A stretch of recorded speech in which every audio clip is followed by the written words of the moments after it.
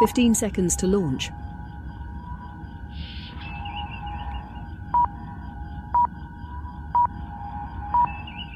Places, please. 5 seconds.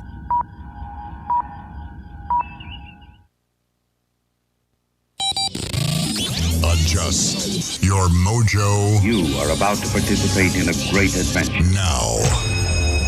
At age, 60? He's just gonna break bad? Radio with an attitude. This system that we love is broken. I know that. Do not comply. Hey, mother. Welcome to another 2 hours of common sense. That liberty and justice for all is a myth. And erratic behavior. You want to, but you can't. And when you do, you wish you didn't. This is your Daily Mojo. For Tuesday, the 11th day of March, the year of our Lord 2025, and welcome to National Worship Your Tool Day. This is a day in which you are supposed to worship your tool and find new uses for your tool. Maybe polish it up, get out there and get it all shiny. And hold on a minute, I'm getting a message from the control room. It's not National Worship Your Tool, it's Worship of Tools Day. Sorry. Nice. There would be a big difference in the worshiping of your tool and the worshiping of tools in general. We're not talking about people here, are we? This is like the stuff you use. All right, so it is National Worship of Tools Day, and you should get out there and you can still polish your tool today if you want to. There's nothing like a shiny spit polish tool, because if you get grease on them and things, your hand could slip off, and that could be disastrous. I mean, the other day it happened to me right there. I was hammering something, and it slipped and gave me a cut. I want to welcome everyone who is now watching us on Kick, which is I don't know if it's a new platform or not. We just discovered it yesterday in a serendipitous way. Were you searching something on Kick? Actually, no, that happened later. No, I discovered Kick listening to another podcast that was it was intriguing, and I can't remember the name of it now, but they said, hey, we're also on Kick. And I was like, Kick? What's Kick? And so it's KICK.com, kick.com/The Daily Mojo, all one word. And it's kind of the hip happening thing. And I'm just going to say, there seem to be a lot of live streams coming out of Thailand. Yeah, I see where you went. By the way, I have a quick update. If you're using the Mojo, the Daily Mojo app, it's best every morning to kill the app, shut it down, i.e. turn it off, and then turn it back on, and it will refresh the video. Not sure why it's not auto-refreshing. So somebody had mentioned that to me this morning. So, You know, it could be the hackers. It could be the hackers that did it. The hackers yesterday, they went after X. It's likely they came after the Daily Mojo app as well. The hacking group known as Dark Storm. Dark Storm, yep. Dark Storm. It sounds like a bad DC villain. Hello, I'm Dark Storm. They claimed responsibility for an ongoing outage impacting X to protest Elon Musk and the President Donald Trump. Orange Man bad. So the hashtag was take down Twitter. The Blue Sky user who goes by the name Puckarks. Puckarks. That's with a K. We need good screen name usernames. What would yours be? Not Puckarks, because I don't think that's a really good screen name, but we'll keep working on it. It was a pro-Palestinian hacker group that said that they were the one behind all of the interruptions. It was a DDoS attack against Twitter. They said it would continue throughout the day. The only reason I knew that there was an outage was because I was on Citizen Free Press, and they had a big banner across the top saying, hey, we can't post to Twitter right now. Is this getting out of hand? I mean, people are... It's a standard attack. For those that don't know what a DDoS attack is, it's distributed denial of service. And what they do is they just use a ton of computers to flood the X website so that it can't Right. respond to you. That's all it really Right. But I boils mean, the down to. point is to make Elon's life miserable Yep. and Donald Trump's life, by extension, miserable as well. Yep. I don't know if they were very effective because they impacted, according to the story at Cyber News, they impacted about 40,000 people in the United States at its 10 a.m. peak. And the reason that they did this, again, because Elon Musk and Donald Trump and their blatant fascism and lack of humanity. Yeah. We, as a digital army for the people, will continue our peaceful DDoS protests against X, formerly known as Twitter. You said it was Palestine, but I think Musk said yesterday that he thought it was coming out Palestine. coming out of the Ukraine somewhere. No. That the protesters are Palestinian. They protest the support for Israel. They are pro-Palestinian hackers, but they could be based in Ukraine. Okay, I got you. So, but all of those things line up pretty perfectly with everybody that's on the other side of the fence, if you will. The platform was in the process of tracing the origins of the attacks. Again, he said that it probably was. Well, this is fascinating. This is the direct quote from Elon Musk's post on X. Massive cyber attack against X. We get attacked every day, but this was done with a lot of resources. Either a large coordinated group and or a country is involved. Huh. Isn't that interesting? You know, what country, Ukraine, would be involved in that? Yep. He also said that, now I don't know what it takes to be a senior penetration tester. Oh. Can I apply for that? You'd be working with a lot of men. Do you have to start You're as okay a with that? junior penetration of tester first? You'd have to get with David Mound. No. Really? At least his last name wasn't Mount. No. Yep. He's a senior penetration tester at security. This is proof we're living in a simulation. I'm sorry. He's at Security Scorecard. He says the DDoS attack tactics have evolved dramatically over recent years, with adversaries leveraging increasingly sophisticated techniques to bypass traditional defenses. Internet monitoring site Down Detector showed the number of X users impacted by the outage dropping to less than 1,000 just before 11 a.m. However, it appears the rolling disruption spiked again on Monday afternoon, with about 35,000 people affected. 60% of the X users in the United States reported issues. I could get my feed to update. There was only one time, but after that, it was fine.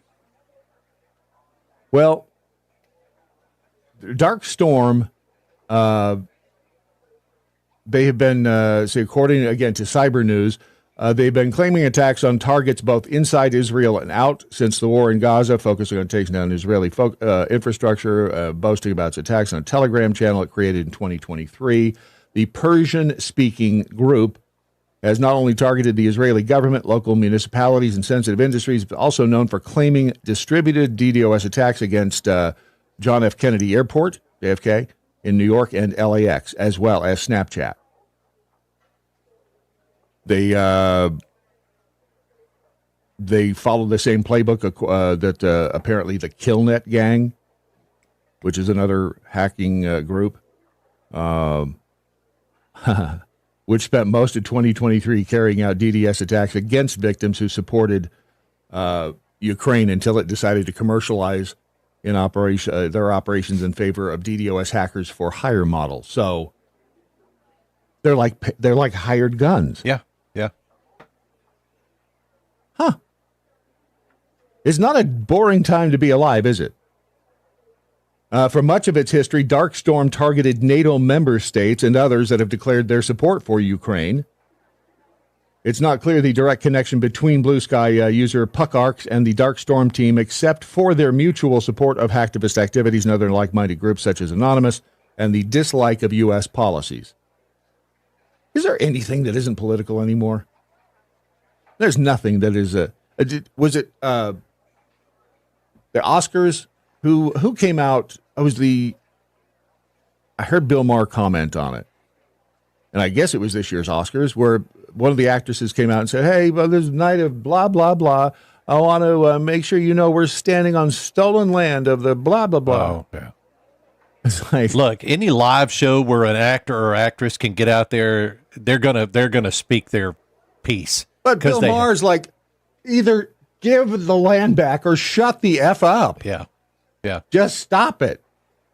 And I agree. It's like, for crying out loud. And she was saying the land belonged to whomever. You know what? Before they owned it, some other group owned it. And then they took it from that group and so on and so on and so on. I mean, it's getting ridiculous. So either shut up and give it back, or just shut up. You would like to be a part of the program and don't want to shut up. That's my problem. If I'm told to shut up, that's the last thing I'm going to do. And it would be bad if it was an earthquake, which is coming up. But if you want to be a part of the program, use the hashtag What I Learned Today. Again, if you're over, I guess there's a Kick chat too. Yeah. There's probably nobody watching on Kick because nobody knows about us, but we're spreading our message far and wide. Use the hashtag What I Learned Today. You can tag us in your posts at Real Brad Staggs, at Real Ron Phillips.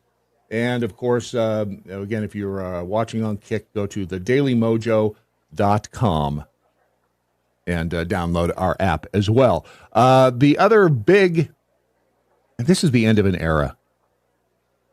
It really is. This makes me, and it's been heading this way for some time, and I knew it was inevitable, but damn it, I think they finally put the last nail in the coffin over at Southwest. They're going to start charging for check bags, and they're now launching a basic economy ticket. They announced today they'll charge for check bags the first time in more than half a century. They're under increasing pressure from Elliott Investment Management, which has called for changes to the company's business model. U.S. Airlines. At first, I thought that was an individual. The first time I read that, I was like, who is U.S. Airlines? But I guess they just mean collectively, all of them have taken in more than $5 billion in baggage fees last year. Wow. The firm Elliott Investment Management, I guess, bought a stake in the company last year, and they have 5 board seats, and they're making some fast changes. The perks, like free check bags, changeable tickets, open seating. Damn it. Is the open seating going away too? I bet it is. The cattle call? Yeah. Yeah. Probably. I mean, but how does that benefit? Does that make it faster? How does that save you money if you assign seats? Is there just less? Somebody must have run a study. Well, it costs us an extra 10 minutes every time we take off because some idiot, is arguing over a middle seat somewhere. Let's see. Elite frequent flyers who hold A-list preferred status will still get 2 bags, and an A-list level member will get 1 free checked bag. Credit card holders, Southwest credit card holders, will also get 1 free checked bag. 2 bags fly free is a registered trademark on their website, but its decision to about-face on what executives long cast as a sacrosanct passenger perk brings the largest U.S. domestic carrier in line with all of the rivals, which means they're just like the rest of them now. Sad, isn't it? The passing of an era. One day we will tell our grandkids, there was a time when you would get on an airplane and all the seats were open and you could pick any damn seat you wanted. And you could bring your bags aboard free. Yeah. Tell us about the good old days, Grandpa. And this, I was waiting because this is not good. This is right up there with, are they coordinated or are they related? It would not surprise me. Jamie White was a reporter for InfoWars. Yeah, I saw that yesterday. Grab that screen if you would. He was fatally shot on Sunday night outside his apartment in Austin. And it happened about midnight. The officers, the police department responded to a shoot, stab, hotshot, whatever that is, emergency on Douglas Street in Austin. The officers found a male in the parking lot with obvious signs of trauma. He was transported to a hospital where he was pronounced deceased shortly thereafter. Alex Jones confirmed on his show the victim was, in fact, InfoWars reporter Jamie White. The crime took place right outside of his house, which is just a few miles from the studio. The way that they figured this out, and boy, do I know how this feels, they learned about his murder after they were concerned he didn't arrive for work yesterday morning. And so they went out looking for him. That happened at the other place. Mark was his name. Oh, in the really? lighting department. And one day he did not show up. Now, fortunately, he was not. The day that we went looking for him at his house, he wasn't dead, but he eventually passed away in the next few months. He had literally drunk himself to death. Oh, wow. That was really, whoa. When we pulled up to his house, I did not want to knock on that door. Jones says that Jamie's death will not be in vain. Those responsible for the senseless violence will be brought to justice. Jamie's important work will be carried on through InfoWars, our readers, and our cherished listeners. There are no further details. There's no suspect identity or status, no possible motive. But the first thing I thought of, and maybe you as well, is that this was politically motivated. Wouldn't it? Why wouldn't that be your first inclination? It would be. I mean, look, it's InfoWars. They're politics, and they're heavy into the politics. So, yeah. But it was in Austin. So he doesn't fit in Austin with the politics he has. So, yeah, that's why. No, he doesn't. Yeah. And are they, I mean, if this is really, I don't know why I'm shocked. They tried to kill Trump, three times, which is crazy. Yeah. Is this really, and it may not be. It may be completely unrelated. Jamie White may have been in the wrong place at the wrong time, and looks like he lived in an apartment. Yeah, it says right there, Austin apartment. It could be completely unrelated. Absolutely could be. But these days, the first thing I think of course, is, it's part of that. All right, whoever the mod is in the Rumble chat room, do your thing. Sir Rat Bastard, motive, Democrats did it. Right. Sketchy, Missy 13 says. Pecan pie is in there, and you could smoke. Oh, and you could smoke. I remember that on the airlines. You could You actually used to be smoke? able to. When I first started flying the airlines back in the late 80s, you could still smoke. Mid 80s. Really? In the 80s? Yeah. I remember being on a flight in 1977. We were going to my sister's college graduation. And I remember we got dressed up. I would have been 13. We got dressed up. I still had up until not too long ago, the menu from that flight. It was nice dinner too. It was like you could choose between steak and chicken, and it was like, man, this is a nice restaurant. And it was, I think it was United. It was either United or American Airlines. My goodness, things have changed. Things have changed a lot. Even early 90s, Missy 13 says. On my honeymoon, I remember. What, smoking? I think, Brad, if I remember correctly, there was, and it's weird to say this, but there was a smoking section. Yeah. I don't think it was the whole plane. which in is the 80s. stupid Yeah. as hell. It is dumb. Yeah. Because it's the same air you're breathing in a recirculated fashion over and over and over. It's just dumb. But that was the same thing with restaurants. You had a smoking section, and generally it was right next to, the non-smoking section. Yeah. It was stupid. Really stupid. I don't know. American Pride Roast. I just was having a drink of it. They are the sponsor of this portion of the program. AmericanPrideRoasters.com is the website. You once you go there, you will understand they are the OG when it comes to boutique coffee. If you have not purchased your coffee from American Pride Roasters, why not? Why haven't you done it? It's time to do it. Make this the day you go to American Pride Roasters and decide which one is going to be your new favorite. Because, they're all good. The only one, I don't even know if they still, I don't know if the Doc Thompson's Uranus hurts. No, it's Uranus as in the planet.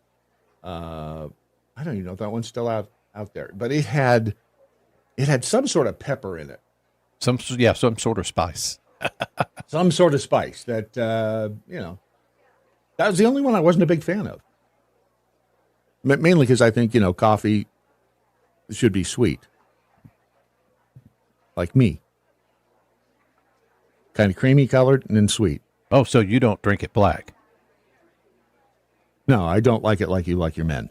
Whatever, dude. I have no criticism. It's a safe space for you. But, I like it creamy and sweet, and you can mix any of these, of course. You can decide, because this is America. Don't get me started on Texas right now, because I'm going to get pissed off. But this is America. And you can drink your coffee any way you want to have it. You can have it sweet. You can have it black. You can have it bitter. What is that? I like my coffee the way I like my women. Black and bitter.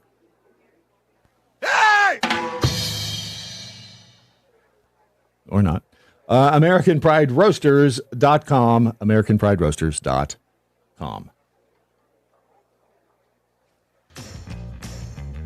Wow. The Daily MoJo. Is there any volume there? That was kind of weird, wasn't it? Yeah. It's nice to have some volume. Okay.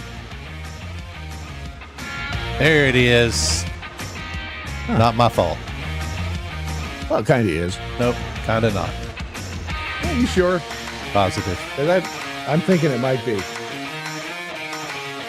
We, of course, would like to salute our law enforcement partners out there who handle the tough gigs, including, and I think they don't get enough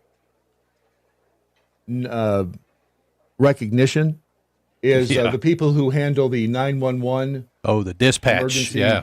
The dispatch people, because they get some really heavy calls that they have to deal with on a daily basis, like this one. 911, what's your emergency? There's a bottle of conditioner in me. What? My wife and I belong to a wholesale club and got a really big bottle of Mother Jeffrey's male hair conditioner. Uh-huh. We were in the shower and we put it in me, but it went all the way in. Your wife put the bottle in my behind.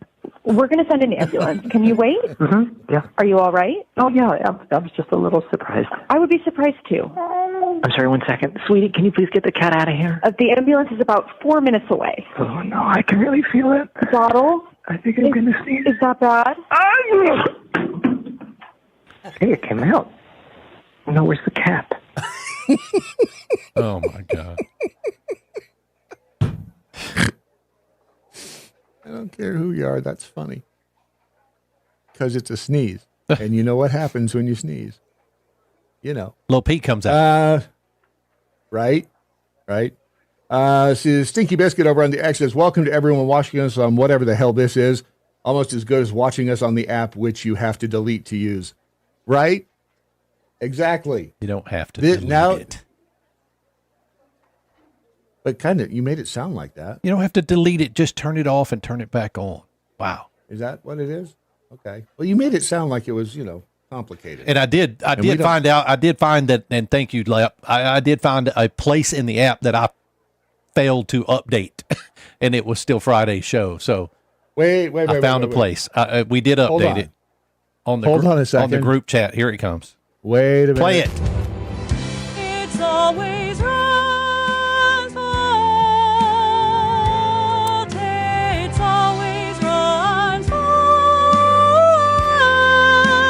Unless, of course, it's Trump's fault. I don't know if it's Trump's fault or not that we have Bitcoin right now is trading at $81,637.13, down from its high of $108,000. XRP Ripple is $2.12, down from its high of $3.92. I got a note on the app from the Tobies, and it's down, but this is, and I responded, this is the first time, best time to buy. If you have a little expendable money out there, buy on the dip. And XRP at 213, it's going to go back up. This is not financial advice. I don't know what the hell I'm doing, so please, don't take my advice. But I would buy and will buy some XRP at 213. Wade Robertson on the X says, I believe there was a smoking section well into the 90s. I know this because my mom is a flight attendant for American, and in the 90s I remember smelling like smoke. She didn't smoke. Also, the seats with ashtrays stayed in the seats until the 2000s. I guess you're right. I forgot now that, because I'm old, but 1990 was 35 years ago. Yeah. That is just mind-boggling. It wasn't until the 80s, 90s that they started really hammering down on smoking in restaurants, smoking in the aircraft, smoking anywhere, really. I remember, because didn't we passed through that decade or so where everybody had to start going outside. You couldn't smoke at work anymore. You had to start going outside. Yep. And you had to be 15 feet from the door or some stupid shit. But well, and you're right, because in early 90s, I was at LAC, and that's where Bob Bell, the infamous Bob Bell, who, as somebody, we were standing out on the back porch, he was smoking at the radio station, and that's when, F you, and Bob returned with, why would you wish the best feeling in the world on someone in anger? 35 years ago, I still remember that. Did you have a smoking section at school outside? Yeah, it was called Behind the Gym. We had one literally right outside the cafeteria. It was a smoking section. Kids would be out there. Instead of eat lunch, they'd be out there smoking, just shooting the shit. What kind of a delinquent were you? It was. What do you mean a delinquent? This was high school. We didn't have a smoking section. Yeah, we had a. I'm pretty sure if you got caught smoking at school, your ass would have gotten tossed. We were in Texas, baby. They still let you smoke in school in the 80s. All right, now you're going to see. Now you're forcing me. You're forcing me to bring this up, and I didn't want to do it. I didn't want to do it. How's that for a segue? Okay, you're welcome. Son of a. Two things about Texas. I'm going to start with the story that you sent me. Dade Phelan. That is Dade Phelan, and this is just agonizing. Dade Phelan has introduced a bill. Let's see here. House Bill 366 would make it a crime to distribute altered media, including political memes, without a government-approved disclaimer. Violators could face up to a year in jail. All because he got his butt hurt, feelings butt hurt, whatever. Dude can't take a joke. Is the Michael Berry thing, is that the reason?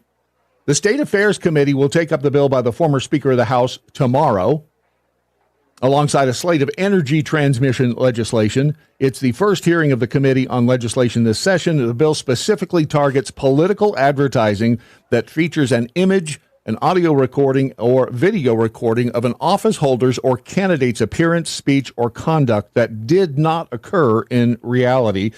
The broad language includes media altered using generative artificial intelligence technology. The Texas Ethics Commission would have the authority to determine the specific format, font size, and color of the required disclaimer. First Amendment, anyone? And Dade Phelan, you drunk MFer, and I say that with all due respect, is it because you couldn't take a joke on the Michael Berry show? When Drunk Dade calls Lieutenant Governor Dan Patrick? Hello. Please leave a message after the tone. Record your message after the tone. Lieutenant Governor Dan Patrick, it's your boy Dade. Lieutenant Dan. Lieutenant Dan ain't got no legs. You kick his butt in like a leg counting contest. I love Forrest Gump. Mama told me life is like chocolate. You never know what Karl Rove is gonna give you. Hey, people are saying that you made all the senators vote against impeachment because you were the king of the chamber. I know you let them vote themselves. The funny thing, that's what I did in the House. Nobody seems to notice that. So if I get mad, they call me failing. They'll make fun of me. And then they always have. But I got all the House to do what I wanted to do. Scoreboard. Ha! People always said I was little, not very smart, and always drunk, living off my family's money. But I showed everybody. I showed my dad who's in charge, didn't I? Hey, reach in that Yeti cooler and grab me a Bud Light. Dude, Tom Busby, the other cooler, the ice one, ice Bud Light. Thanks, man. Buzzy Bee's very good. Did you see that? He was good. You think he colors his hair? My name is Tom Busby. I'm not only the owner of this company, I'm also the president. Drunk Dade Phelan. Drunk Dade Phelan leaving Lieutenant Governor Dan Patrick a voicemail. Yep. Yeah, it was a parody. But you know what? It wasn't that far from reality. Remember when he wandered into the state house and was trying to call roll or whatever the hell he was doing? You couldn't understand a word he was saying. He was so slurred. That son of a bitch was drunker than a monkey. And, if you're going to come to work that hammered like this... Mr. Campbell sent an amendment. The amendment is acceptable to the author. Is there objection to the opposite amendment? The chair has none. The amendment is adopted. You drunk monkey. Oh, that was hilarious.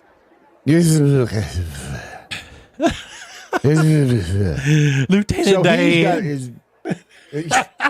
You beat him in a leg counting contest. I mean, what a douchebag. Apparently there was an AI generated image of him hugging Nancy Pelosi that he didn't like either. Pussy.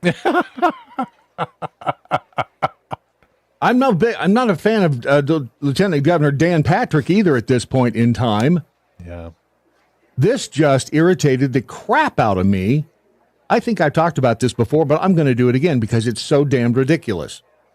This is at the lieutenantgovernor.texas.gov website. Follow along if you would enjoy doing so. Dated December 4th, 2024.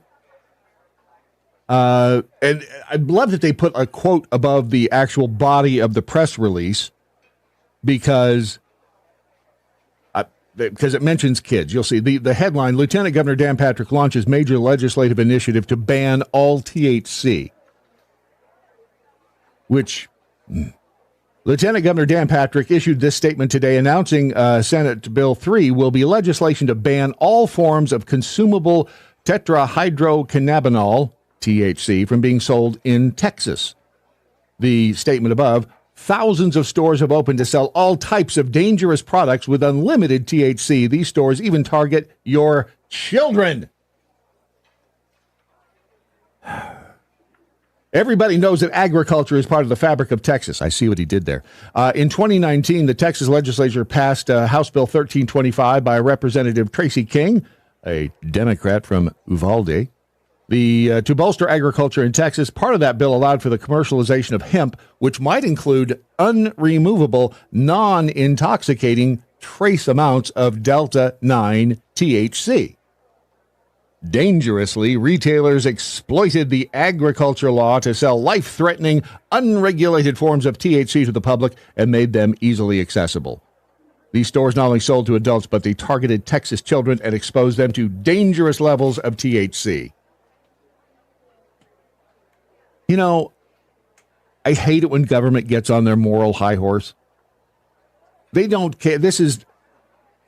Government does not care about your kids. They don't care about you. They don't care about anything except making sure that you still have the ability to hold a pen in your hand to write that check. No one writes checks anymore. That your fingers work so that you can punch all of the right buttons on the keyboard to make sure that they get their cut of your money. It's not about morality in government isn't a thing. And if you're going to talk about how, well, you know, there's targeting children. Are they targeting children? Show me examples of that. And why don't you go and bust the store that's doing it? How about that? Cash me outside. How about that?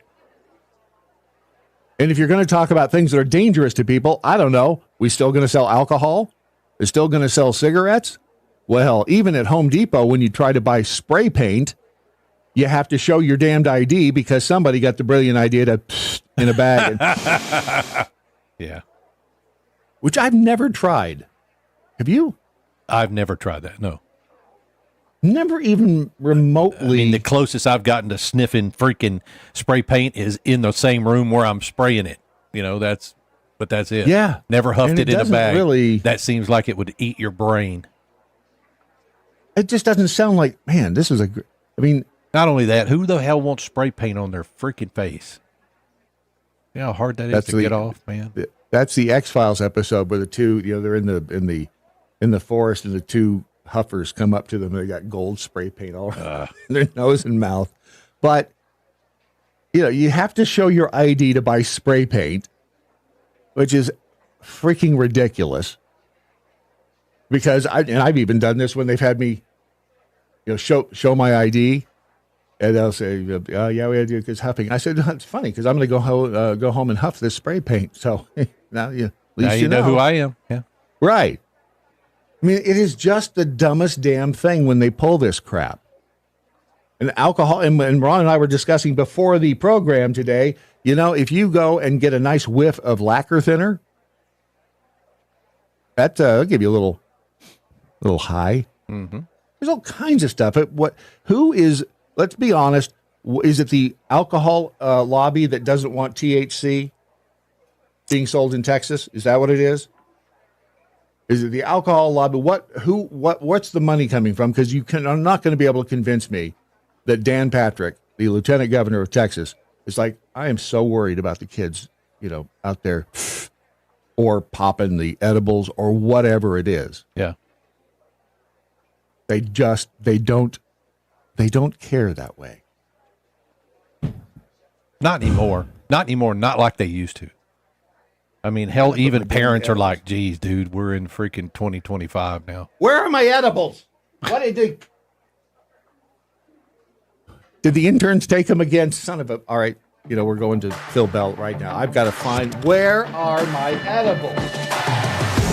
This is Phil Bell on the Daily MoJo with your morning update. A few years ago, I went to Altoona, Pennsylvania to visit Horseshoe Curve. Now, Horseshoe Curve is exactly what it sounds like. It's a big curve in the middle of the mountains where the railroad comes in one side, goes around a massive curve, and goes out the other side. The reason the curve is there is because of the way the mountains sit, and it would make it very difficult to take a large, heavy train over a short distance, which would normally be done with a bridge. Now, we on the Trump train are going through a horseshoe curve of our own, because right now, although we've had a relatively easy time in fighting the far left and exposing all the craziness they've been doing, we are now running into some opposition. There are people out there saying that President Trump is trying to tank the economy. There are people out there setting Cybertrucks and Tesla dealerships on fire in order to get back at Elon Musk. And the most laughable came from, of course, Minnesota, where failed U.S. Senator Tina Smith went on a platform, X, that is owned and operated by Elon Musk to say that Elon Musk is somehow incompetent.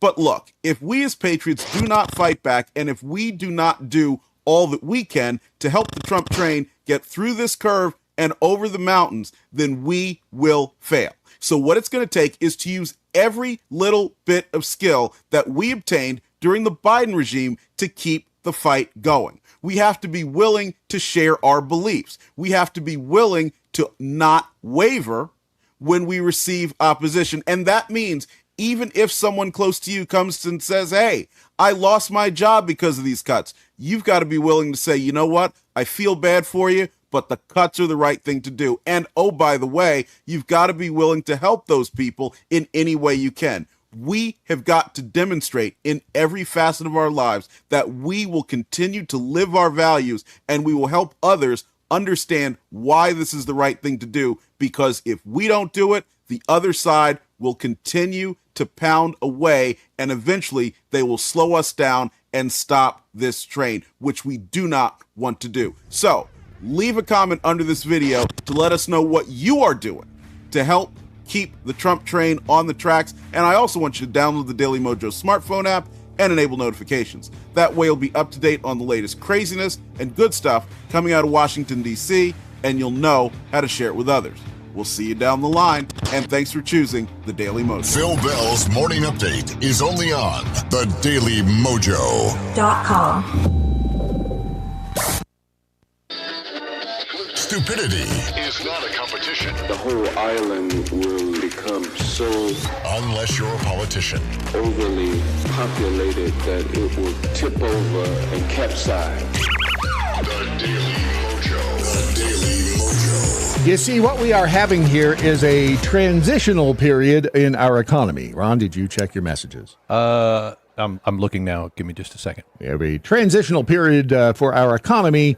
You can't really watch the stock market. If you were listening to Phil Bell's morning update here just a couple of minutes ago, you will notice that a lot of people are out there. It's Trump's fault that the economy is taking a hit. Stock market took a hit. Crypto, down a little bit, but again, good buy on the dip. I had already taken care of that, by the way. Oh, cool. Yeah. Never mind. Going to work Thai lady boys back in there on you, but I decided to go easy on you. Thank you on that. Thank you. You're welcome. It's the least I could do for a brother. It was the waving hands, and the point. I got it. The stock market thing. And again, now I'm down the ladyboy road again. And DM, I'm looking at you, not as a lady. That's not what I'm looking at you for. But because we were talking yesterday about the continuing resolution and the fact that it is, because I'm with you. It's like, damn it, can we not just stop the spending like drunken sailors? Now, what's the difference between the Biden administration, passing the continuing resolution, and the Trump administration, on Team Trump passing it? And here's where I think the difference is, in my opinion, ought to be yours, is that with the current administration, we have, in Elon Musk and the Doge department, we have them in there looking at all kinds of wasteful spending. Something that wasn't being done in the last administration, right? I mean, they were, again, during the Biden years, and just about every other administration, just the spending like drunken sailors continued. And they would always say, well, we're going to try to cut government spending, but they never did. With the onset of Doge, which is, again, just another, it was basically the IT department in the government. Now they're chasing down all of the horseshit charges that we're all paying for, and that people are losing their minds over because they hate Trump. But Doge has so far, what is it? How many billions of dollars have they so far gotten rid of? The number was huge. Aha. Well, this is in particular the EPA. Lee Zeldin cancels 400 grants in the fourth round of cuts with Doge, saving Americans more than $1.7 billion. Musk came out and said, look, I'm going to stay for at least another year, and I think we can get to $1 trillion in spending cuts. That's the difference. So when they're saying, all right, this continuing resolution, and again, he's only been in there for, what is his name, March, so 2 months. And is it going to take another continuing resolution to get I don't know what this takes us through. Is it November? I thought they were only like 3 months at a time. I thought I saw somewhere it's going to be November. Maybe. All right. Whatever it is. 3 months, 6 months. I am willing because it's like a compromise. Look at what they've shown us. Look at the waste we've identified that we're going to take care of. And I get it. And people have said, well, they haven't done it yet. They've just identified it. If it's still in the budget, then they haven't cut it. I understand. I hear what you're saying. And I'm going to give them this grace period, if you will. Because they at least have identified what it is. Now, in 6 months, I may be vote them all out, Trump included. Get Musk out of, get them all out of there. But so far, to me, this has been the biggest opportunity to cut spending in D.C. that I've seen in my lifetime. I mean, Clinton did it in the 90s. What was it, 275,000? Something crazy. Some number, was it 275,000 jobs? He cut a lot, yeah. Yeah. So that was big. But since then, that was 30 years ago. Since then, we haven't had a whole lot of government spending cuts. It's all been, whoa, we got to increase this because defense and blah, blah, blah. So that's the difference to me. That's why I'm granting a grace period. One in particular, this was popped up last night on the Doge.gov site. The weekly credit card update, pilot program with 16 agencies to audit unused, unneeded credit cards. After 3 weeks, more than 200,000 cards have been deactivated. 200,000 cards. The link takes you over to the X post. As a reminder, at the start of the audit, there were 4.6 million active credit cards and accounts. Those are our credit cards. And they're pissed, the people who they've been taken away from are pissed that they're getting their cards taken away. I mean, is the sheer number, and Sadie, the first comment on this post on X from Doge, says, I can't believe this was never done, right? I mean, how has this been happening for decades? That these people, that we've had 4 million credit cards running around in government, and it seems like that's a problem. Ask any business, small business out there, small business, big business. How do you even audit they have to something keep like an that? eye on. That's just it. That's why no one's done it, because it seems so damned insane. And I mean, remember, we're dealing with a group of people who can't even count the number of their own laws that they've passed. If you ask Grok, how many laws are on the books, Grok will even tell you, yeah, they tried to count, but they quit counting after several 100,000. So that's the difference to me. That they are demonstrably showing all of this wasted money that we cut the spigot off from, and then we move forward. And again, I'm going to say I trust Trump, and I trust Elon Musk to identify and get rid of all of this wasteful spending, the waste, fraud, and the abuse. And to further bolster my point, I look at all of the people who are losing their ever-loving minds in Washington, D.C. and elsewhere over these cuts. And I'm going, oh, well, they're upset. Remember was it the place yesterday, the African Development Fund or Committee or whatever the hell it is? Yep. And they're, why are all of that money, why is it going to Africa? Let's stop doing that. The people who are out there screaming at the top of their lungs, and who was there she is right there. This woman right here should have followed the Jeff Fisher rule on chewing the fat. Just because there's a microphone in front of you does not mean you should be opening your pie hole and saying stuff, because you have the potential to make yourself look stupid. You decide whether or not this person looked stupid saying this. When you wake up or when you're on your weekend and you get the fork in the road message, or you get the subsequent 5 bullets, hey, what the hell did you do, you lazy federal worker, this week? How frightening is it that someone on X, the owner of X, speaks to you directly to say, what did you do last week at work? And if you don't answer, I am going to fire you. That voice. Even more I know, right? Does somebody wake up every morning next to that and go, yep.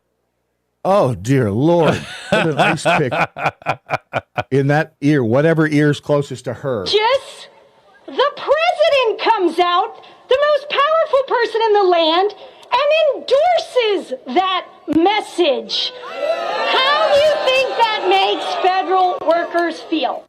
Don't care, number one, how it makes you feel. It's a job.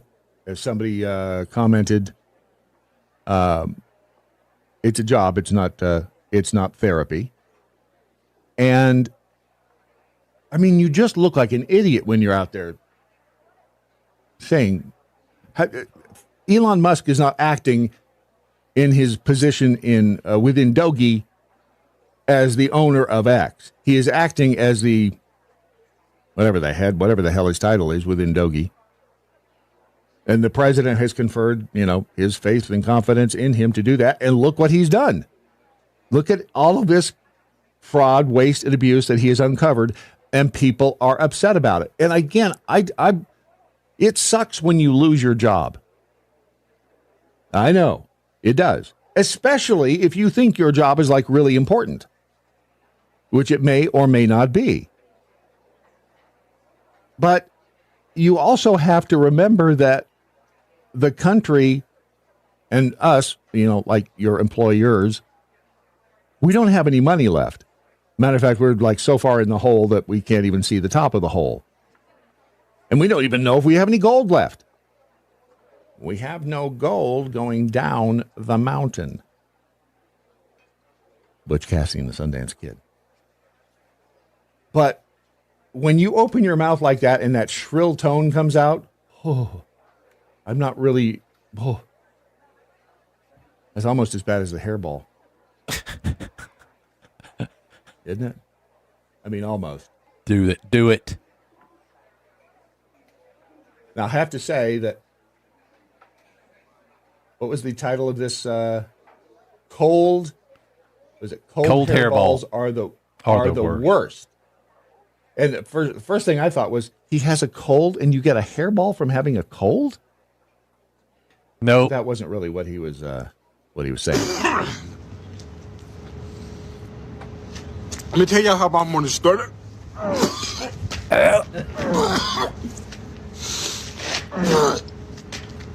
He keeps thinking about it.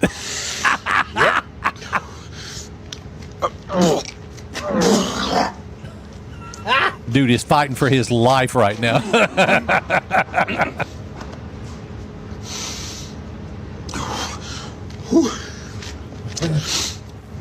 I got out of bed this morning and I was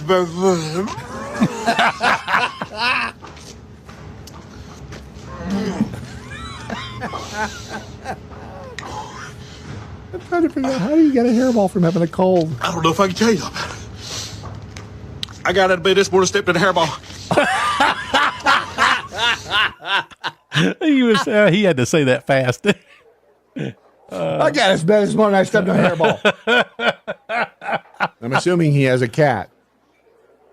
But that, and anybody who's ever, I don't know if that woman's voice. He's not trying to throw up. He's trying to stop from throwing up. Right. Yeah. Because he got up out of bed and he stepped on a hairball that either the dog or the cat. Do dogs get hairballs? I guess they do.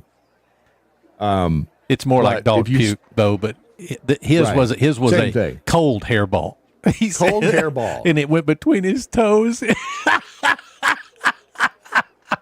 This whole video just cracks me up. He gets like 6 words in the whole time.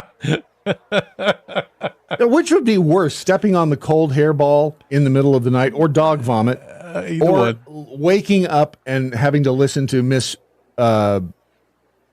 nasally voice? Yeah, I don't know. I'm not sure which I would rather not have worse, but it's just. If you're a sympathetic puker, but this is not the video for you. Right. Pickled Squirrel on the X says, the great Sam Kinison said as much. If you want to help Africa, stop sending money. Stop sending money! You know why they don't have any food? Because they live in sand!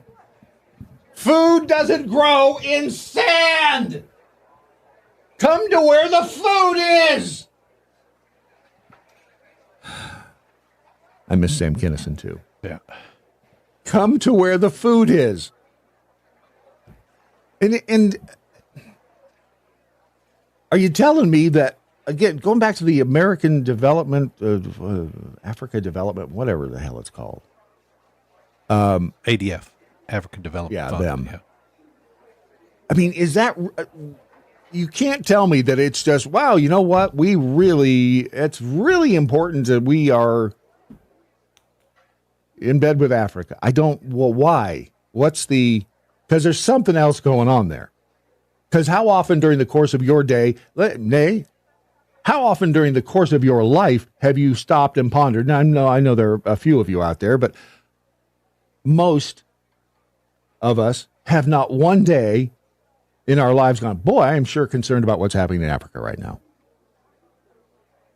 I would venture to guess that 95, 97, 98% of us have never stopped in our tracks. Only when I saw, what's her name with the kids with the flies on their face? Sally Struthers? Oh, yes. Sally Struthers. That would be the only time. Right. And you know what? She was working with, that was a charity, was it not? Yeah, yeah. And so if you're that concerned, they sure did make you feel bad, didn't they? Them kids with the flies on their face. Not as bad as the puppies and the kittens, though. It was the Christian Children's Fund. It's now called Child Fund and Save the Children. Let's see. She said she's been in many dangerous situations while traveling overseas. Yeah, so it was the Christian Children's Fund, now Child Fund, and Save the Children, which... Was that Africa, though? Was that Africa? They were. My guess is it was on that continent somewhere. Right? I mean, it could have been East L.A. Downtown San Francisco. Tell me. No, I don't think it was downtown San Francisco. Save the Children, U.S. I wonder how much. Are they a 501c3? An organization you can trust. When you give to the Save the Children Fund, 85% of every dollar goes straight to the mission. I wonder if there's a government funding. Just out of curiosity, let's just see. The financial statements. Save the Children, financial, blah, blah, blah, where our funding goes. Management program services is funded. Aha! Isn't that fascinating? If you go to their website, which I would love to do here in just a second once I get my Why does it do that? Because it's a Mac. Brad, shut up. Don't start. You learn about how the Save the Children is funded, and 55% is U.S. government direct and pass-through funding. Isn't that something? So it's possible that the African Development Fund was funding Save the Children. 20% came from individuals, 12% from the UN and other multilateral funding institutions. Is this a money laundering operation? Is Save the Children all this time been a money laundering operation? Wouldn't that be something? Everything we've ever been taught, everything we've learned in our lives, it seems, is coming unglued and untied and unbuckled. Doesn't it? Now, they may be straight up and all of that stuff, but I don't know. That makes me wonder. Again, download the Daily MoJo app to be a real part of the family, a real part of the team, if you will. We put the funk in dysfunctional. Download the app at thedailymojo.com. Send us messages like the lovely and talented Lizzie B did just yesterday afternoon. Ron? Yes. She sent me a note and said, wasn't the show that you told Ron to watch the Octopus Murders? Was that it? And I'm like, yeah, baby. That was it. The Octopus Murders. Thank you. Thank you, Lizzie B. Yeah, that's what it was. Now I know. Is that on Netflix? Yes. Okay. It is. It started out over on, I think, Amazon. But anyway, so now you know. Go to Netflix, watch the Octopus Murders. And in just a second, what are we doing? What are we doing in a second, Ron? Making a hole, I know that. You know what we're doing? What? I'll tell you. More winning. It's coming up on the Daily Mojo. You're listening to the lunatic fringe of American radio, the Daily Mojo.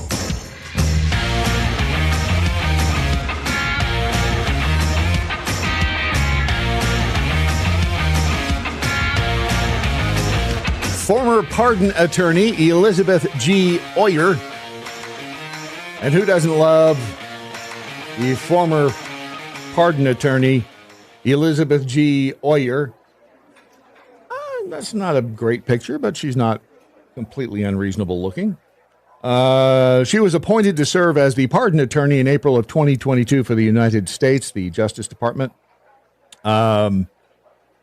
She brought to the position a depth of experience representing defendants in the federal criminal legal system, which shaped her understanding of the vital role that clemency plays in creating opportunities for second chances, which is ironic that she, a believer in second chances, when in fact she doesn't want to give Mel Gibson one. See, Mel Gibson back in 2011, Mel Gibson plead out in a domestic violence case. And according to Mel Gibson,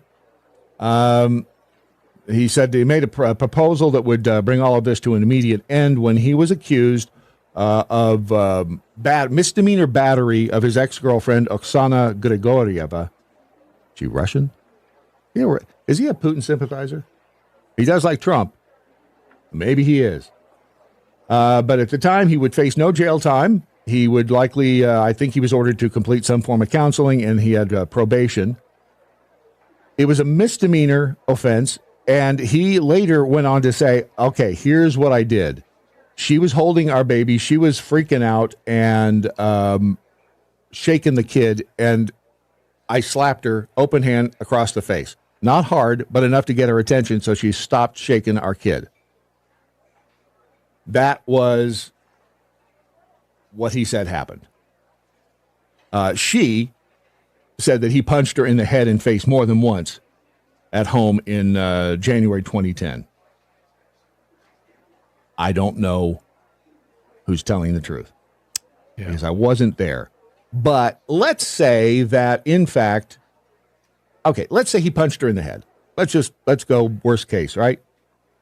He said, I was trying to shock her so she would stop screaming, continuing shaking Lucia back and forth, their child. He then said that she tried to extort him for millions of dollars. But I'm not sure if she ever got charged with a crime or not. For that, he was no longer had the right to own a gun. Is that a California thing? Because a misdemeanor domestic violence. I started to say, was he convicted of that? Well, it was a plea deal. He plead out. So I didn't think misdemeanors created that kind of. I didn't either. But disablement is what they call that. The Justice Department's pardon attorney, his story broke yesterday over at the Washington Post. Excuse me, the New York Times, same thing. Justice Department's pardon attorney was dismissed a day after she refused to recommend that the actor Mel Gibson, a prominent supporter of President Trump, should have his gun rights restored, according to the attorney and others familiar with the situation. Elizabeth G. Oyer, the former pardon attorney, described the sequence of events as an alarming departure from long-standing practice, one that put public safety and the department's integrity at risk. Mr. Gibson had lost his gun rights as a result of a 2011 domestic violence misdemeanor conviction. This is dangerous, she said. This isn't political. This is a safety issue. She said in an interview with the Times as she described the internal discussions about whether to give gun rights back to people with domestic violence convictions. Doesn't that seem, I don't know, just a bit of, remember, she's the one who said how important it was. What were her words about? She represented defendants in the federal criminal legal system, which shaped her understanding of the vital role that clemency plays in creating opportunities for second chances. Apparently, they left out the other part of that sentence, which was the dependent clause, except for Mel Gibson. I mean, should Mel Gibson now be allowed to own a gun? Does he seem like a menace to society? I mean, I don't know him. Ron, do you know Mel? I do not know him personally, no. But does it seem like he's not Alec maybe? Baldwin. But right. Yeah. Does Alec Baldwin? Can Alec Baldwin own a gun? I wonder. He was not convicted on that. Right, he did. Yeah, right. He didn't. And his wasn't necessarily. Well, I mean, it wasn't a domestic violence charge, and a lot of people are messaging that domestic violence is cause for loss of 2A in several states. Say that one more time. That domestic violence is a cause for the loss of your Second Amendment rights. Yeah, whether or not it is a misdemeanor. It's just a Okay. Now, I'm not obviously condoning domestic violence by any stretch of the imagination, but this seems a bit extreme. Yeah. Well, he does, and Missy 13 is right. Oh, well, Missy 13 said, I'd slap her too. I mean, who hasn't? Well, you know what? A lot of people haven't been there. But I'm telling you, there have been times when it was like, we all know the type, right? Who was it Sean Connery who said that, and there are men that do this too, but, women have a unique way of not accepting the last word and just, keep on pressing the issue. And again, I'm not condoning it, but it is. She says, "Yeah, if you're shaking my baby," Right. It's crazy. It's that he cannot. I mean, again, does Mel Gibson, and shouldn't we take this on a case-by-case basis? Isn't that what the justice system really is all about? And I think that, given Mel Gibson's conduct, he doesn't seem like he is a danger to society, does he? I mean, he doesn't give me those vibes. And if Mel Gibson was going to go shooting people up or shooting people, period, don't you think Mel Gibson could find a way to find a gun? So this isn't about keeping guns out of Mel Gibson's hands. This is about taking his right away. Just saying. E1 Guru, we see your post. He looked like a man. I don't know what the hell they're doing over there. Sir Rat Bastard, it's called Upside. I've had many of them over the years. What? Oh, Sir Rat Bastard. Has anyone heard about bodies being found in the tunnels under Gene Hackman's mansion? No. See? We can get sucked into this stuff pretty easily. But shouldn't Mel Gibson get his guns back? I mean, not that I don't know if he ever had guns or not. Any domestic, according to Dr. Zonos in the chat on the Daily MoJo, any domestic violence charge blocks you from firearm purchase, even while pending. That's almost a red flag law issue. It really is, because you haven't been convicted of anything. Yeah. And believe me, I've seen it firsthand that those can be abused. Pope Freebie the 38 says, my dad always used to say it's not abuse if the hand is open.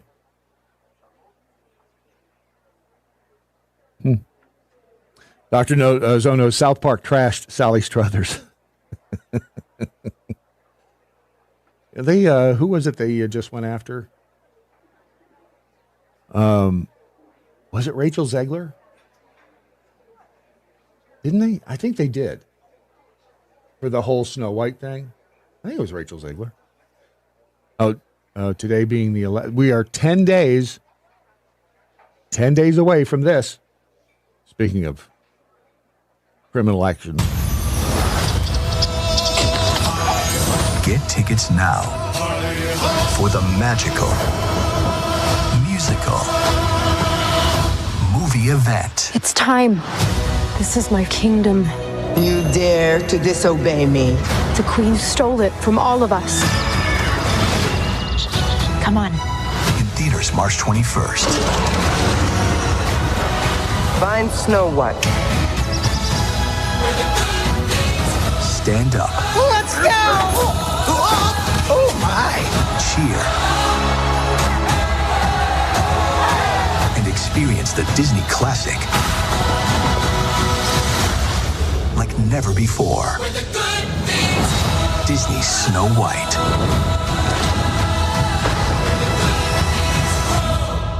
Can you point me in the right direction? Only in theaters March 21st. Rated PG. Get tickets now. Where political correctness comes to die. The Daily MoJo.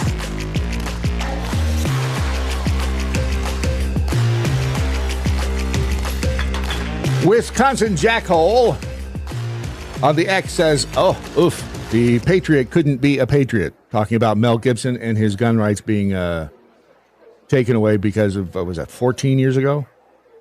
The domestic violence charge that he made a plea deal. Yeah. Peekapool, that brings up an interesting question. Could he even do a movie where weapons were involved? They're not real guns. He's not banned from holding. I thought they were real guns just shooting blanks. Isn't that what Alec Baldwin was busted for? Well, I was just curious because let's put it this way: they shouldn't be real.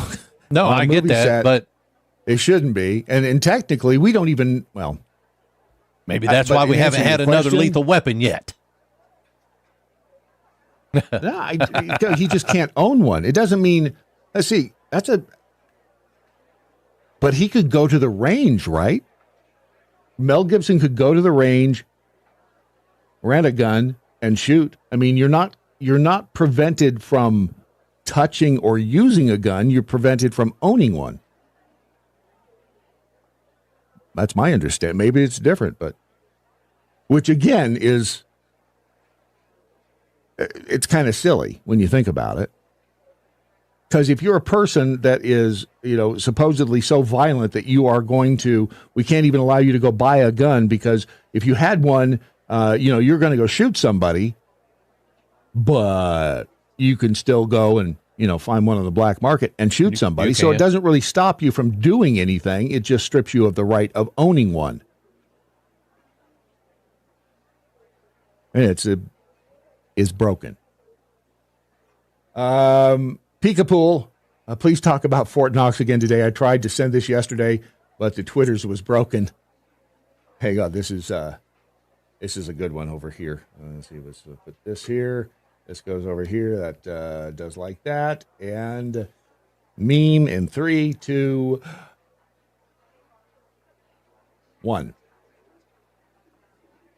Your goal's not here, Frank. It's in Pelosi's house, and it's in Schumer's house, and McConnell's house. Yep.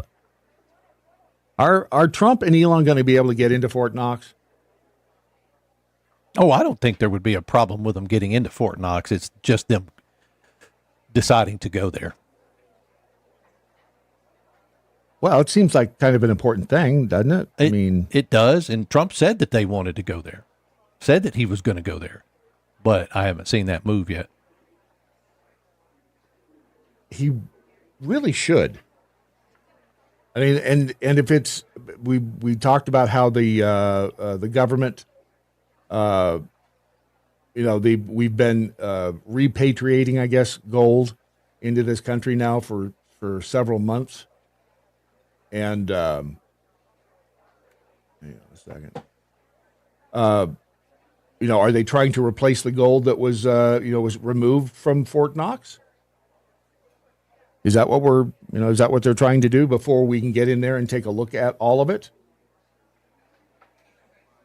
So many conspiracies, so little time. The other big conspiracy, of course, the JFK files, the assassination files. Fascinating who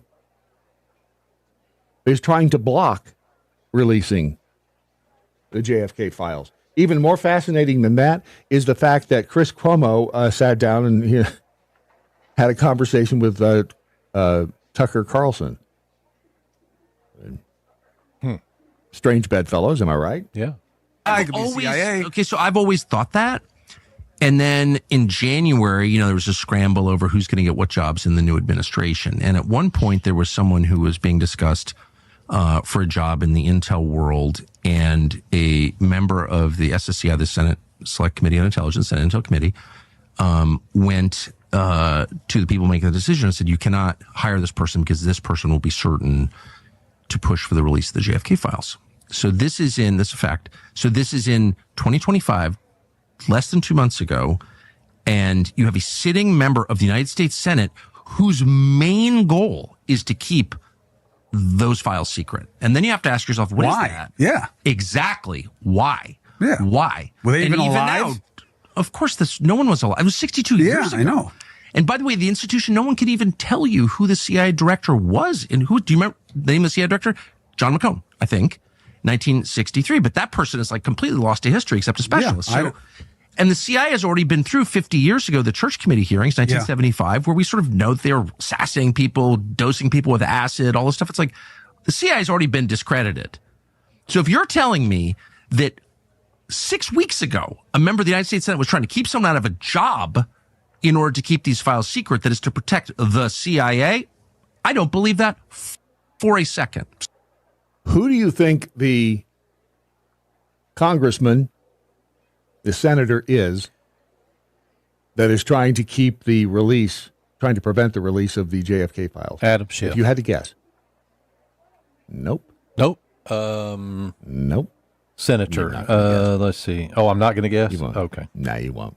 So wait a minute. Here's the part I don't So who's understand. that person exerting the pressure? But you are uniquely qualified to get this answer because one of us can call the president of the United States right now and ask him. And the other one is me. So at least he knows where he stands, you know? All right. That was a funny line. I got to give him credit for that. All right. So the senator who is pushing for the non-release of the documents. why don't you know? That's a great question. And It's the only kind I ask. So what I brought to it was the knowledge that a member of the Senate Intel Committee, I'm not guessing, called over and said you cannot appoint this person. So why don't you expose that person, first of all, so we can start chasing Tom after Cotton him or her? of Arkansas did that. Really? Tom Cotton. Wow. Isn't that something? A Republican. Marine in the Woods knew that answer before he said it. Tom Cotton. He served in, he's an attorney, which he did serve in, it was Iraq, right? Or Afghanistan. He enlisted in the Army in 2005, second lieutenant, airborne school. He was deployed to Baghdad, part of Operation Iraqi Freedom, platoon leader with 101st Airborne out of Kentucky. He was born in 1977. I looked at his dad was, because I thought, okay, is he trying to protect a family member? His dad was Thomas Cotton. He was a district supervisor in the Arkansas Department of Health. His mom was a school teacher. They lived in rural Arkansas 7 generations, grew up on his family's cattle farm, attended Dardanelle High School. I don't know. He was accepted to Harvard. This guy's a Republican senator, right? Uh-huh. Yeah. Yeah. Interesting. I don't. Tom Cotton. Yes, correct. And did you ask him? I haven't. No, I haven't asked him. What the hell's going on with you? I'd like to. Why hasn't he asked him yet? Yeah. What the hell's wrong with you, Tucker?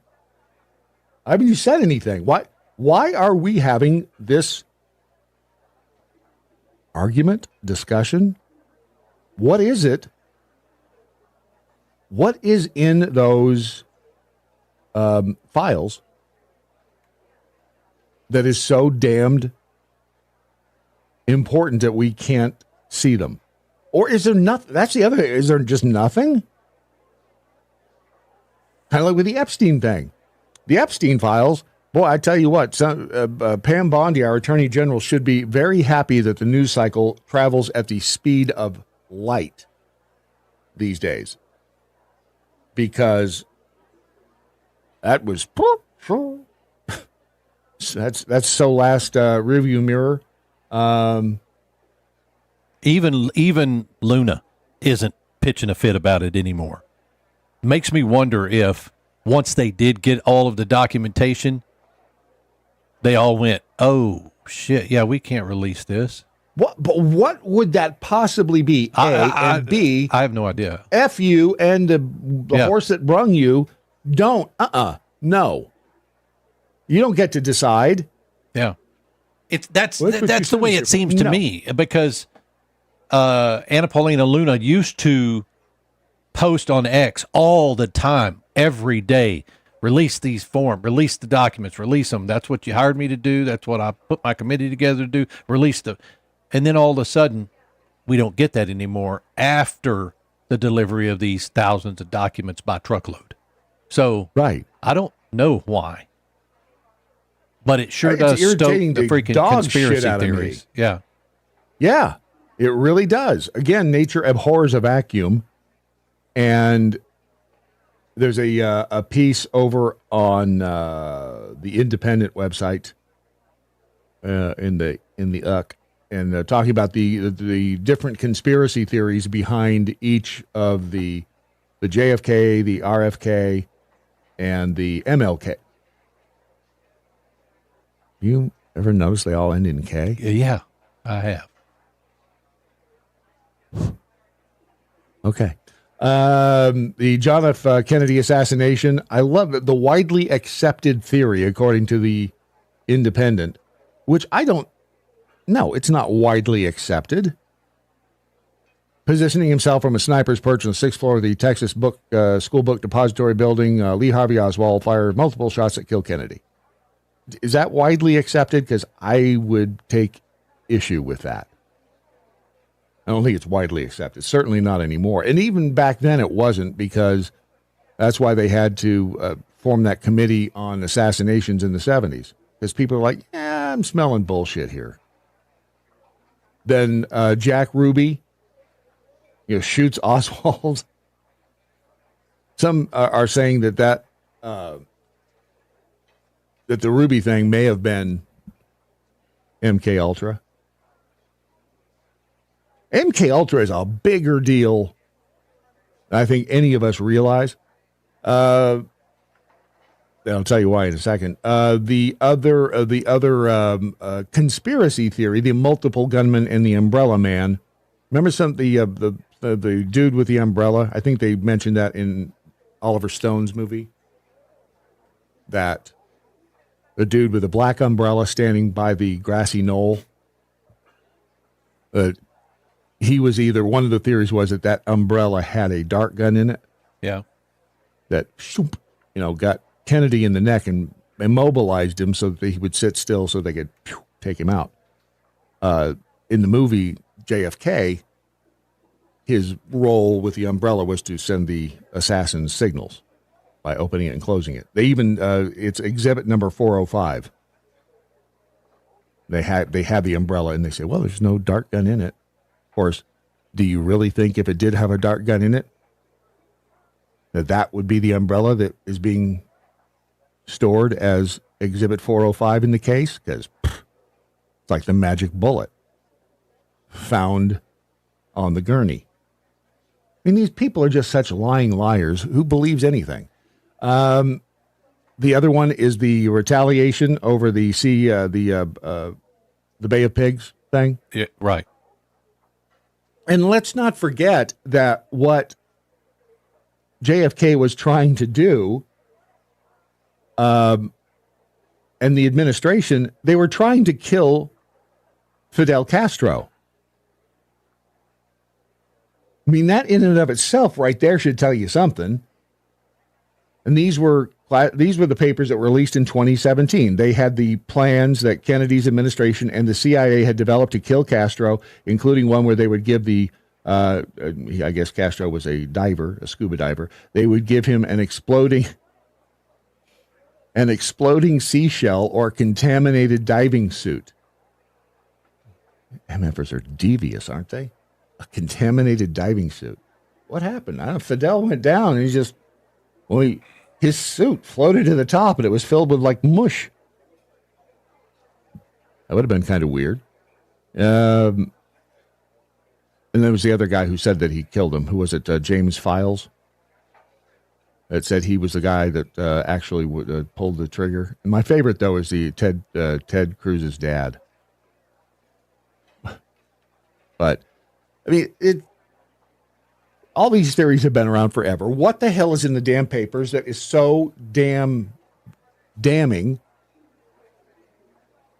that we can't see? Well, I'm of the opinion that if Trump doesn't release them, we're never going to see them. I can't see that. I mean, this guy has hawked the fact, made it a part of his campaign twice now, that we're going to get to see the UFO stuff, the JFK files, and if he doesn't release them, we'll never see them. He's the one that's come the closest, as far as I'm concerned, to letting us see them. But I don't want to think that every time he says it, it's just used as a distraction tactic. I want to see him. Same thing with the Epstein stuff. Just release the shit. Who cares? The Epstein thing, I think probably, I think it's what we're thinking is that he was a CIA operative Would it be worse if he was a CIA operative or a Mossad operative? Oh, that's a good question.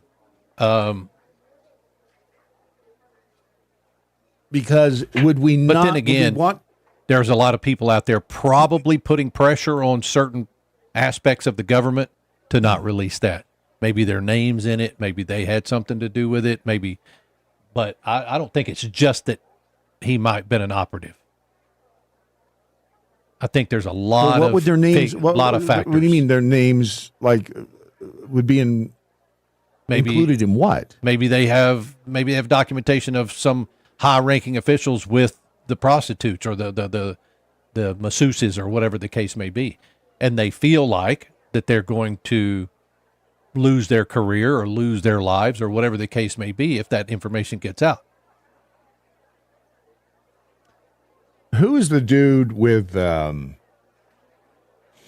Business Insider? The guy who runs that website, and it's not a right-wing website. I think it's more left. But he said that somehow he's familiar with files. He says that there is no client list per se. Nicholas Carlson, editor in chief. Yeah. There's a woman that's the CEO. But. I think it's the dude. He said at one point, he said, if you're looking for a client, there's no quote unquote client list. There's no list of he, was with her and et cetera. Now, that's not to say there aren't videos. Right. So the videos would be, you release a paper, and what's that tell you? I mean, it says here that J.D. Vance slept with, wouldn't have been him.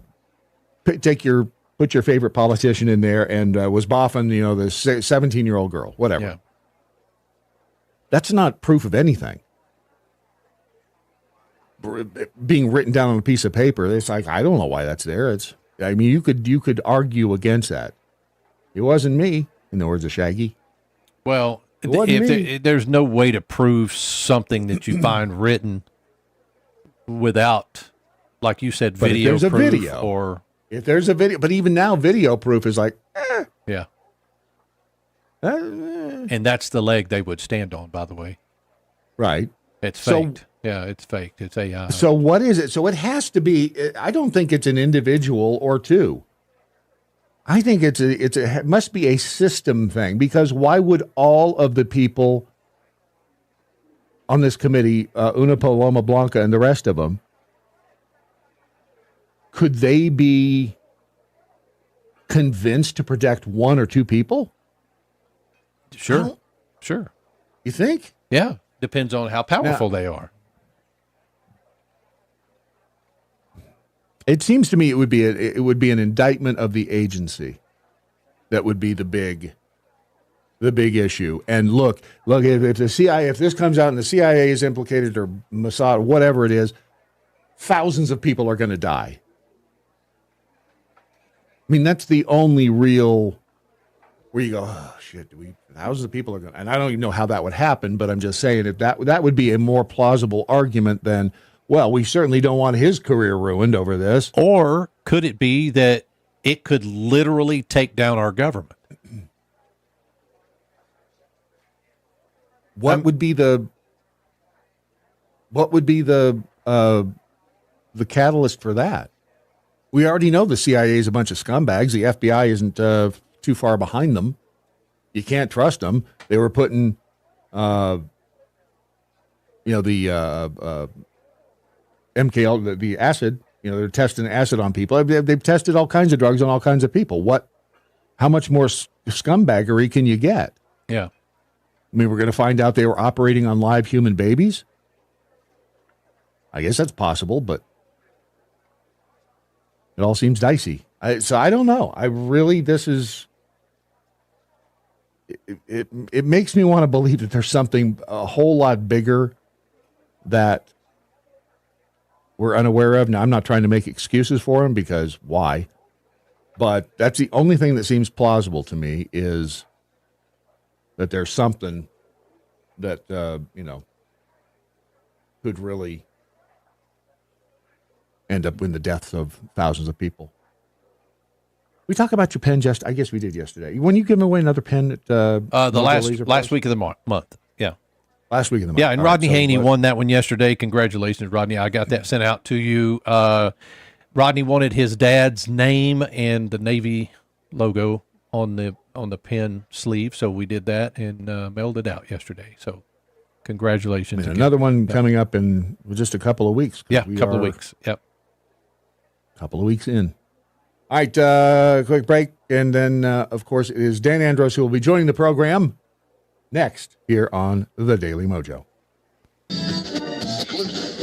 Where political correctness comes to die. The Daily MoJo. Missy 13 only want a pen if Ron spit shines it. Wow. I'm not spitting on a pen, dude. I'm just not people doing in it. the chat room are just, there's something wrong. Ewan Guru, there is a reason they had to get Harrison Ford to be Jack Ryan in the movies after him. He was too fat to be Jack Ryan. I was talking about Alec Baldwin. Right. Oh. What is he? Who played, it was Ben Affleck who was Jack Ryan first. Was it? Yeah. Yeah. Some of All Fears. Because Krasinski is the one for the TV series. Was Ben Affleck? Ben Affleck was after. Let's see. Harrison Ford and Alec Baldwin. Yeah, I'm pretty sure he was. He wasn't a bad Jack Ryan, but nobody has been as good as I think Krasinski. But that's just Krasinski, Harrison Ford, Chris Pine played him once. Ben Affleck, and Richard Vidan, way back in the day. So, yeah, I'll be darned. Oh, look what time it is. And now, the moral center of the Daily MoJo, Dan Andros. Directly from the pages of CBNnews.com, also faithwire.com. It's Dan Andros, ladies and gentlemen. And how you doing? I'm recovering from the flu here, so yeah. That's been fun. Sounds like you may have stepped on a cold hairball in the middle of the night. Yeah. Well, if you had to be watching the show earlier. Tends to be. Yeah, I don't know. Did you get the piece I sent you from the Free Beacon? I got the piece. I was on my deathbed for the whole weekend, so I didn't really get a chance to look at it, but I'm skimming through it now. Dog ate your homework? It was the 10. I couldn't the top move. 10. I was like, it's okay. We all know you're on vacation in the Maldives. It's all right. Don't worry about it. We're not upset at all. Because last week we talked about, most people do once they get to know me. We talked about the catastrophic, all of the climate predictions that have been made in the past that the environmentalist wackos and the people on the left, generally speaking, had tried to scare us with in the past. And so part of my homework was to, find a list of these things, and I did just that. And it was over at the Washington Free Beacon. And I was shocked at the very first line in this story because it's, excuse me, I think I ate the hairball that the dude stepped on. It's been almost 6 years since the delinquent child activist Greta Thunberg promoted a so-called scientist warning that climate change will wipe out all of humanity unless we stop using fossil fuels by 2023. oh, well, we didn't stop. Right? That's a good one. Now, listen, I actually did my homework too, and I forgot because after we talked, I did Google after we talked, and I found one article from Ken Braun over at capitalresearch.com or .org, and he goes through a bunch of Al Gore ones, like when he said there'd be no more snow on Kilimanjaro, and the mountain still catches more annual snow than the people who live in the snowiest American cities. This is from 2023, so this is a couple years ago, but obviously still didn't come true. But my favorite one of this is I'll just read it. He says, these failed prognostications about the future disasters of climate change were bad enough, but the hyperbole over hurricanes in An Inconvenient Truth was far worse. He quotes the film, we have seen in the last couple of years a lot of big hurricanes. The summer of 2005 has been one for the books. And then he goes on to, lecture about the hurricanes of 2005, blah, blah, blah, blah, blah, blah. He's hold on. I got to go back to it's just that it doesn't bullet point it. So I got to go find it. But essentially, like he's talking about how these are all getting bigger and stronger. And look at 2005. But then there was this in 2006, the very next year, not a single hurricane of any kind made landfall in the continental United States. Right. And then over the next 10 years through 2016, not a single major hurricane hit the USA. During 7 of those years, just 4 total hurricanes of any kind made landfall, 3 of them category 1. So the whole premise was they're getting bigger and stronger and more frequent. And that was his big, breathless take in 2005. And then it all stopped. So 20 years later. What was that all about? Yeah. So, they still happen, right? It's just so disingenuous to see a storm and go, it's a powerful storm and it's made worse because of global warming. Like, it's so ridiculous. So ridiculous. That's what they tried to say with all of the storms that were happening in California. The atmospheric rivers that were happening in California a couple of years ago that were caused by climate change, which is primarily fueled by human activity. I mean, they're having to get so specific now. By human people, i.e., people who drove Chevy Suburbans from 2007 to 2012. Those are the people right there. Those are the ones that have caused all of this. I mean, if we can keep drilling down, we might as well keep drilling down and find out exactly what it was. Because I think, blame where blame is due. This S. Dillon Ripley, in 1970, he was a wildlife conservationist. He was the secretary of the Smithsonian Institute, which I have lost a lot of respect for the Smithsonian over the years because it turns out that they decide what they will and they won't.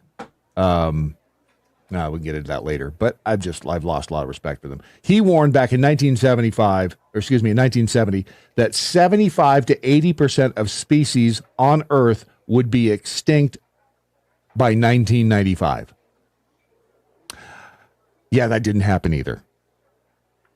1970, an ecologist and professor at the University of California, Davis, Kenneth Watt, warned that there won't be any more crude oil, that none of our land will be usable for agriculture, and the world would be 11 degrees colder by the year 2000.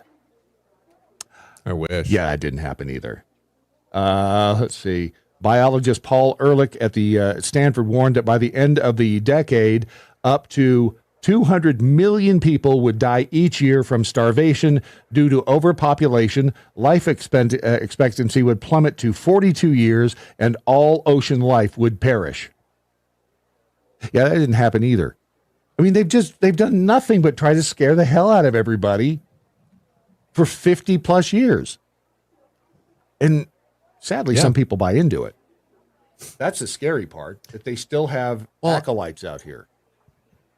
And you have to look at, we touched on it last time, but I mean, you have to look at the solutions. Like, what are they saying? Like, China is all, we're going to be carbon neutral by 2060. Like, great. What does that even do? And none of these goals actually end up solving the actual supposed issue, which I don't even believe is really an issue, but they don't solve it. They just end up making people pay for it. And it just, all it ends up doing is shifting money around. The big quote unquote polluters, America, China, whatever all the bigger countries that pollute are. And then they got to pay these carbon taxes and it gets shifted. It's just a giant wealth redistribution scheme. I mean, it's like, it's a Trojan horse essentially of socialism, and they're trying to implement it on a global scale. And the whole thing is just fraught with, and I'm not a scientist. You can look at some of the guys that really dive into the numbers and things like that. And I've looked at some of them, but it's it's nonsense, and it's such a grift. I mean, look at Al Gore. How many homes does this guy have? I mean, what a hypocrite. Like, he should be living in a hut. I mean, at least, I mean, say what you want about Elon Musk, but I mean, I as far as I know, the guy doesn't have 10 mansions. He lives in one of, I don't know, he's got 10 wives. People that roam 10. around.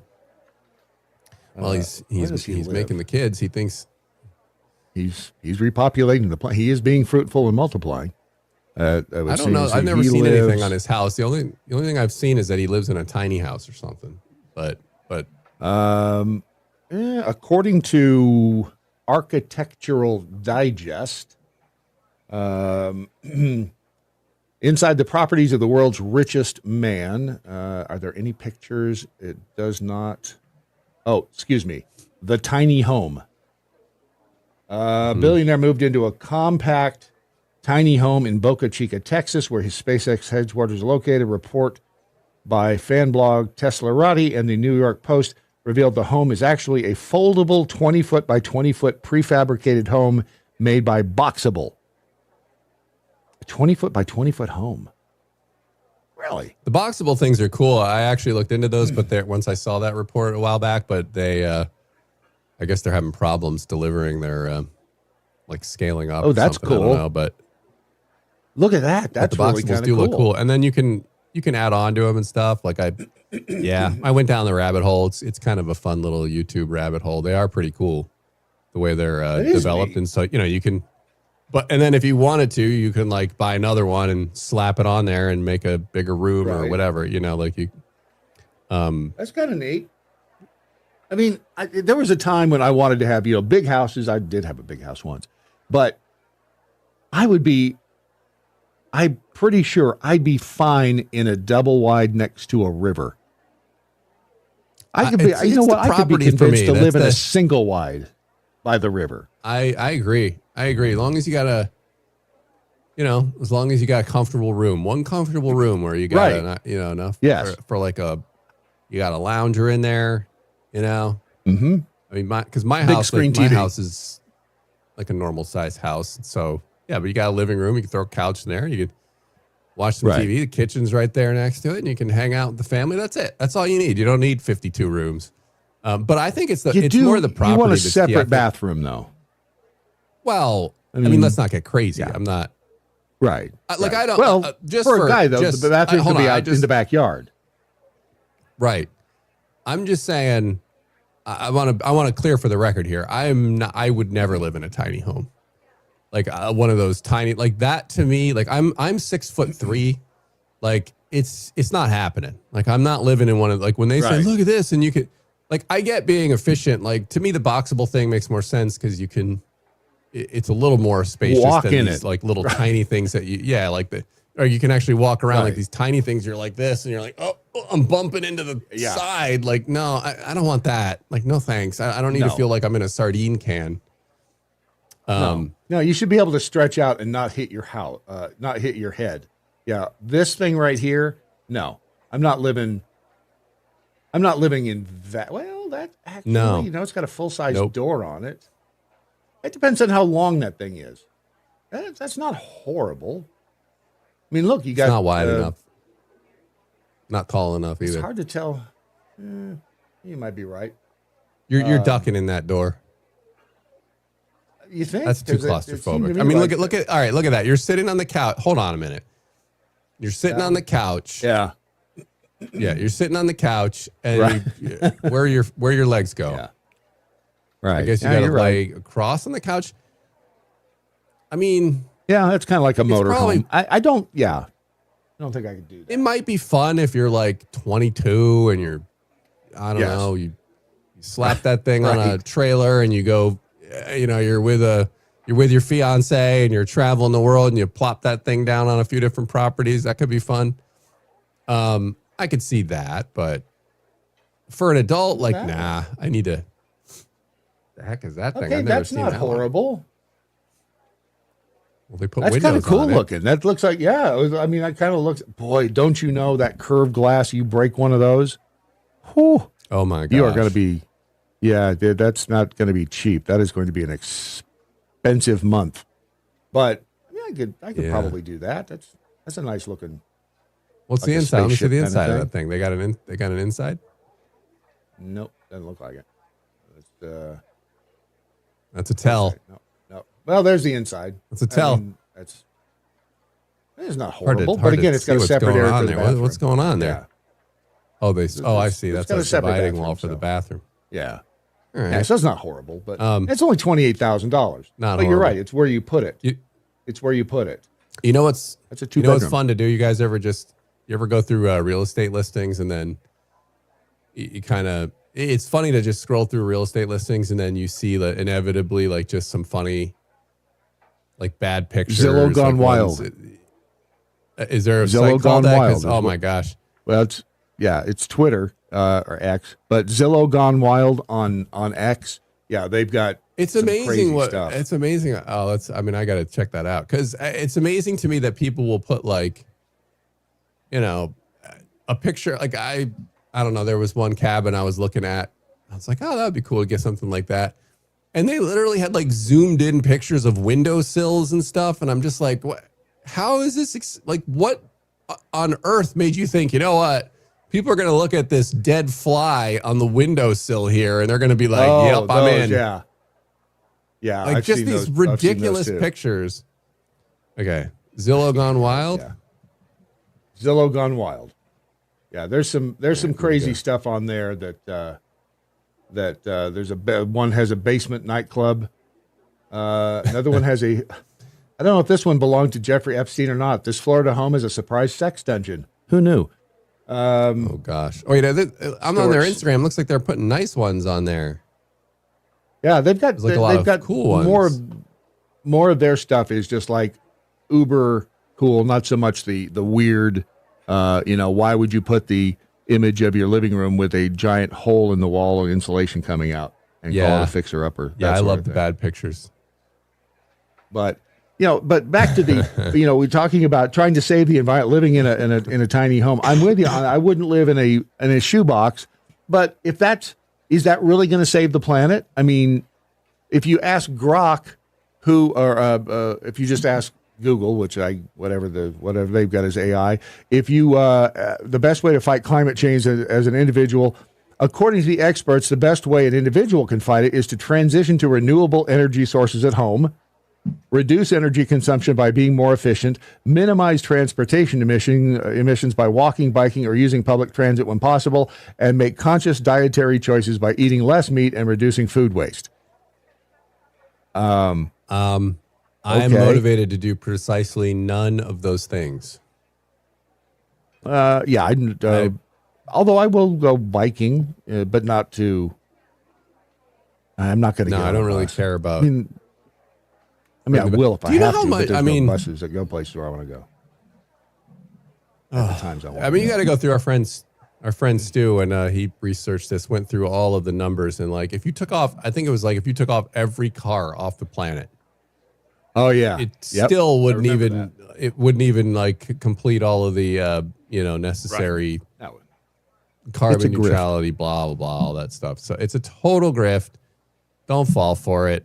They have tried to make everybody deniers. I remember back in the early days, Al Gore. I mean, everyone laughed at him, but you got to give them credit. They've kind of got the grift mainstreamed, and they use their circle of grift where it's like, okay, we've got these politicians, these influencers, and then we'll get government people to back this up, and then all the schools and the universities will, lend credence, and so they just ping pong it back and forth to one another until. And it's like the funny thing is now, like, how are you going to get any grants on science unless you are a pro, global warming scientist? They've made it so that you're a denier.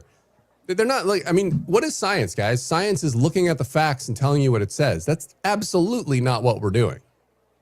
We're just trying to prove this theory instead of saying, wait a minute, maybe it's not so dire. At Earth Day's website, earthday.org, they have a section. I didn't grab this, Ron. It's a section called a Citizen Science Initiative, which I don't know about you, but that doesn't sound like a good idea to me, because that's what happens when you have everybody out there in X land taking off their lawyer hat and putting on their citizen scientist hat, and then telling you how you. I'm pretty sure that's what we're in the middle of fighting right now, is the whole citizen science initiative. But what do I know? Yeah, at least I know. No, that's true. But And I don't. By know. the way, we should talk about that next time. Is that I think that's that problem you're talking about right now on a whole host of issues. Namely, on the right, we're seeing a lot of anti-Semitism pop up on some circles, which is a little troubling and frustrating to see. And people are just like, oh, well, this person, Theo Vaughn on YouTube, he's got a lot of people on YouTube, so I guess what he's saying is right. I mean, it's just, I know. People have lost the ability to actually do research and know what's a lot of people want to be told what to think. Like Ron. Ron wants to be told. Ron, tell him you're not a puppet. I'm not a puppet. Thank you. What's coming up on the Quick Start podcast today? Oh, well, we were looking at the Elon Musk, the cyber attack that he said hit them yesterday. This church in Finland tried like a full AI service as sort of an experiment. I don't think they wanted to go AI. I think they wanted to make a point. So we talked about that. It was interesting. And then obviously everything going on in Syria, big topic of conversation happening right now. What's going on there? So I'm going to make a note about it. next week and the Israel thing, because that is, I think it's at best, there's confusion out there. At best, as to what, what's happening and who's and all that. So anyway, we'll talk about that next week. In the meantime, get some rest. Enjoy your trip to, where are you going next? Greece, Italy this week. So we'll see when you come back from that vacation. And remember to join Dan over on the Quick Start podcast at cbnnews.com and at faithwire.com. Be well, my friend. All right, guys. Get them before they get you. Thank you. All right. All right. There he is, ladies and gentlemen. Dan Andros has left the building. I guess we should too. What do you mean it's last call? That it right there. 2 hours audio deliciousness known as the Daily MoJo for today, Tuesday, the 11th day of March, the year of our Lord 2025. And as always, I find out if anybody learned a damn thing during the course of the program. Over on the Rebel chat room, Ewan Guru says, no, not Shaggy again. It is a catchy tune, Missy 13. It wasn't me. Oh, look, he's back again. Isn't that nice? How do we know we are not in another dimension, Missy 13 asks. I'm pretty sure that, in fact, we could be in another dimension. I think that there are a lot of things today that have shown us that we are actually in a simulation. Peekapool said there's another reason the left is defending the Department of Education. They've gotten people scientifically ignorant enough not to be able to question the climate scam. Right. Yeah. I mean, when you find these, like the piece over at the Washington Examiner, and look at how long they've been doing this, it is, because I remember the headlines and the worry back in the 70s was we were entering another ice age. We're going to get cold. Then we're going to get hot. Then we're cutting down all the trees. Then we're eating all the cows. Then it's always something. And Peekable says, but Bard, would you be happy living in a van down by the river? Yes, I would. I would. Quite. In the Daily MoJo chat room, Deb says, morning, Lisa. And Deb said, poor Dan, that flu was a doozy. That flu. The flu is no fun, dude, at all. It is not. Last time I had I'm trying to remember I remember the last time I had the stomach flu. Oh, that was, I wished, I was kind of hoping for the sweet respite of death at that point. It was that bad. Pope Freebie the 38 says Ron polishes his pens every day. Do you, Ron? Do we need to have an intervention? I don't, but I mean, I could, I guess. Are you sure? Yeah. Once again, welcome to everybody listening and watching over on Kick at kick.com. There's a list of most of where you can find us when you go to the Daily MoJo's Spreaker page. That's where our podcast originates from, and there's a whole list of where you can listen and watch. Is that on the website too? If it's not, I can put it there. Yeah. Well, completely kind of like the channel finder of old, where you can find a channel in every city.